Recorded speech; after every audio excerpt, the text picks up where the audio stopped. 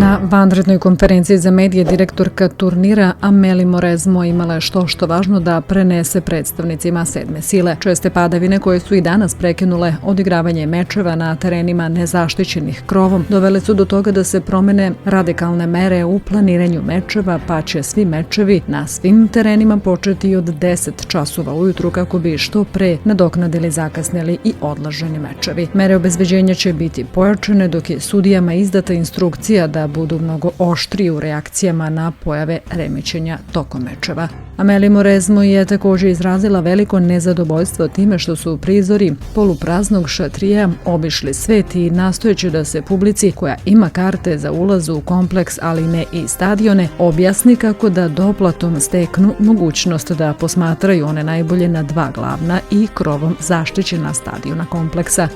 Upućen je poziv sponzorima turnira da investiraju u zaštitu terena i prekrivneci rade jer je evidentno da treba raditi na stvaranju boljih uslova da se tenis nesmetano prati i na manjim terenima kada vreme biva ovako nepovoljno.